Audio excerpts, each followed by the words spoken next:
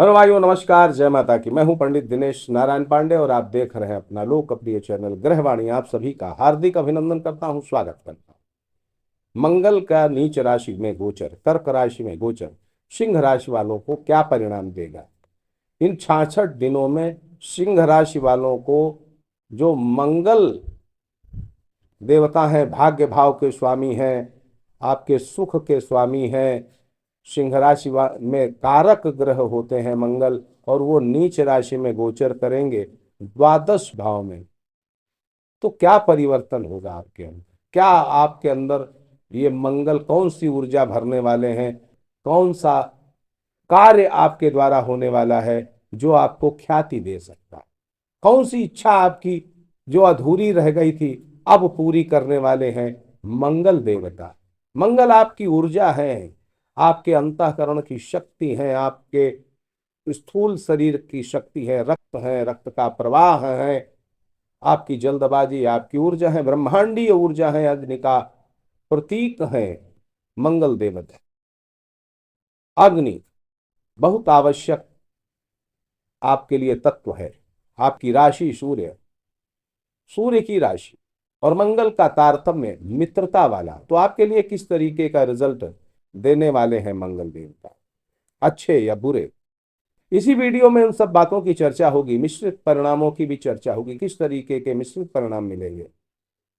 उसके पहले अपनी बात, बहन भाइयों, जैसा आप सभी को पिछले वीडियो से पता लगा है, मैं आप लोगों की परेशानियों को देख करके, कमेंट को देख करके, फोन वार्ता सुन करके मैं बड़ा परेशान इस बात से था कि कैसे आपकी जन्म कुंडलियों का विश्लेषण किया जाए।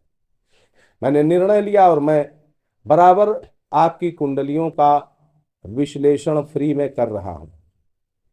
लेकिन हमारे यहाँ की एक शुल्क व्यवस्था भी है। 1100 रुपये वार्षिक का एक शुल्क है, और परामर्श तो हम वैसे भी पूरे साल फ्री देते हैं। लेकिन अभी तक क्या था कि गृहवाणी परिवार की सदस्यता का शुल्क होता था 1100 रुपये एक व्यक्ति का, तो वो पूरे वर्ष हम परामर्श फ्री ही देते थे। लेकिन आपकी परेशानी को देख करके कुछ लोगों के लिए हमने ये जो सदस्यता का शुल्क है वो छोड़ दिया है। तो अगर बहुत परेशान है तो कमेंट में अपना डिटेल भेजिएगा। लेकिन कुछ लोग मुझे व्हाट्सएप पे डिटेल भेज देते हैं, व्हाट्सएप पे हमारे गृहवाणी परिवार के सदस्य डिटेल भेजते हैं। तो अगर आप भेज रहे हैं व्हाट्सएप पे, तो आपसे निवेदन करूंगा कि आप कमेंट में ही लिखिए और व्हाट्सएप पे लिखिए, तो लिखिए कि फ्री कंसल्टेशन के लिए भेज रहा हूं, ठीक है। हाँ, इतना जरूर है कि फ्री कंसल्टेशन वालों के लिए, क्योंकि अब एक कुंडली का फ्री विश्लेषण मैं पर डे करता हूं, तो स्वाभाविक है कि वेटिंग बढ़ी रहती है। हो सकता है कि आपको 2 महीने 3 महीने के बाद नंबर मिले, तब आपसे बात हो, समय मैं आपको दे दूंगा। इसलिए अगर आप गृहवाणी परिवार की सदस्यता ले लेते हैं तो बहुत ही अच्छी बात है, और नहीं तो परामर्श तो मैं फ्री में भी देता हूं। चलिए, मंगल ग्रह के गोचर की ही बात करता हूं। 3 अप्रैल रात्र में 1:29 से मंगल देवता कर्क राशि में चले गए। अब ये यहां रहने वाले हैं 7 जून रात्रि में 2:12 तक। कुल लगभग 66 दिन ये यहां पर रहेंगे कर्क राशि में। आपकी लग्न राशि से द्वादश भाव में, चंद्र राशि से द्वादश भाव में। अब द्वादश भाव होता है व्यय भाव, विदेशों का भाव, कई तरह के भाव है, कई तरह का ऐसा इसका प्रभाव है कि मंगल का यहाँ पर गोचर बहुत शुभ तो नहीं माना जा सकता, बहुत शुभ नहीं माना जा सकता। शुभता सिर्फ इतनी है कि आप विदेश जा सकते हैं। आप अगर विदेश जाने का ख्वाब पाल के रखे हुए हैं, पहले से सोच रखे हैं, तो इस 66 दिनों में आप विदेश जा सकते हैं। विदेश जाने की बाधाएं समाप्त हो सकती हैं। सूर्य और मंगल, वह भाइयों, जब भी ये ग्रह राशि परिवर्तन करते हैं तो प्रभाव तत्काल इनका दिखने लग जाता है। तो 13 अप्रैल से आपने अपने जीवन में कुछ बदलाव फील किया होगा, महसूस किया होगा। अनावश्यक गुस्सा आना, अनावश्यक उत्तेजना, अज्ञात भय, मानसिक डर, इस तरीके की अज्ञात समस्याएं आपके हृदय में कमजोरी महसूस करने लगे होंगे। कुछ घबराहट सी भी महसूस हुई होगी कुछ लोगों को। तो यह मंगल का द्वादश भाव में गोचर इस तरीके के परिणाम देता है। आंखों में समस्या हो सकती है। अब इन मंगल का 66 दिनों में गोचर 4 नक्षत्रों में गोचर करेंगे।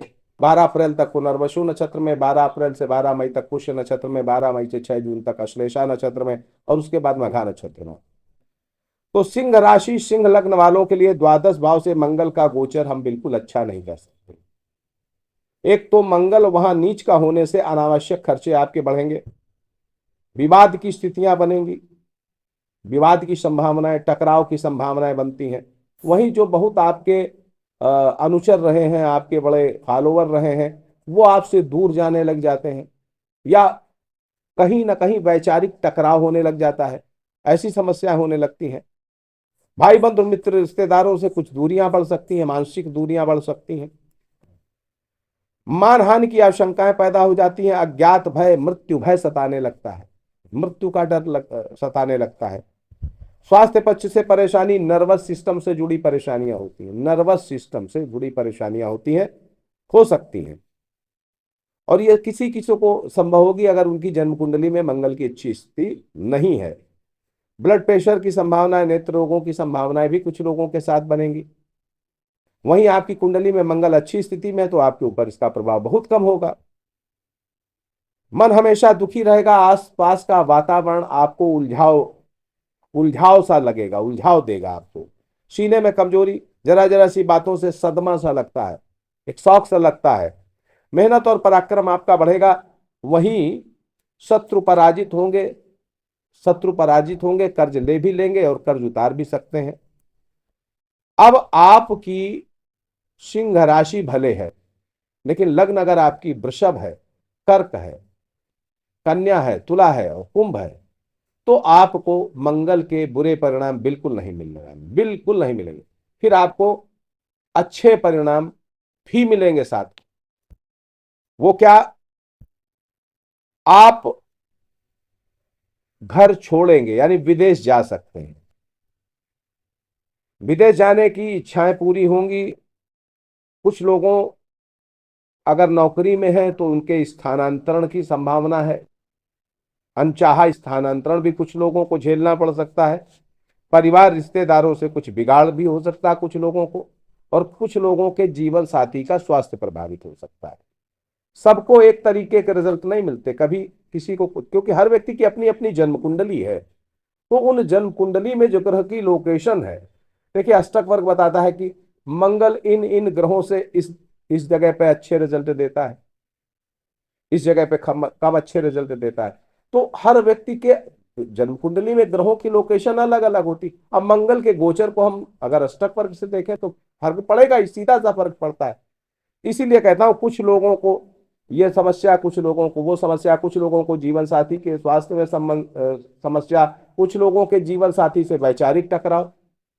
वहीं अगर मकान बनाने की सोच रहे थे तो मकान बनाना शुरू कर देंगे, या मकान आप बनाना चालू कर दिए थे तो वो पूरा भी कर देंगे। बैंक बैलेंस निश्चित तौर पर कुछ कम हो सकता है। मानसिक क्लेश और परेशानियां आपके साथ बनी रहेंगी, बिल्कुल बनी रहेंगी, मानसिक क्लेश और परेशानियां।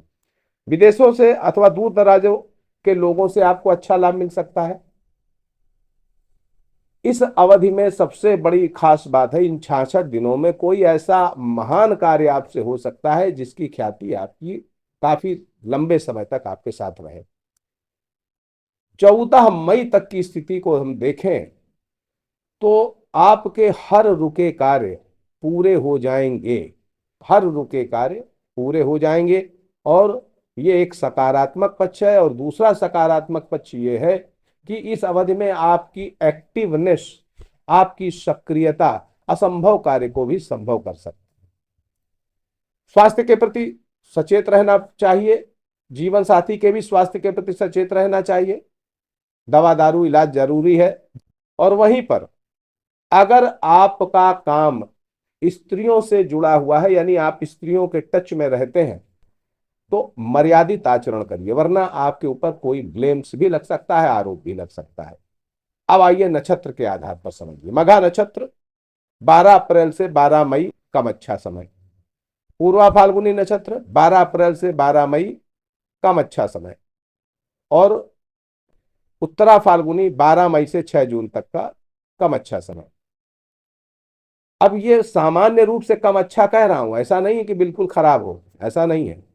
थोड़ा सा मंगल ऊर्जा है ना, थोड़ी सी ऊर्जा डाइवर्ट होती, और ऊर्जा को डाइवर्ट न होने दें, अपनी ऊर्जा को सकारात्मक रुख देते रहें, सकारात्मक सोच रखें, तो मंगल आपको अनंत ऊर्जा संपन्न बना सकता है। आप सुखी रहें, समर्थ रहें, इसी मंगलमयी कामना के साथ मैं पंडित दिनेश नारायण पांडे आपसे विदा लेता हूं। प्रेम से बोलिए जय माता दी।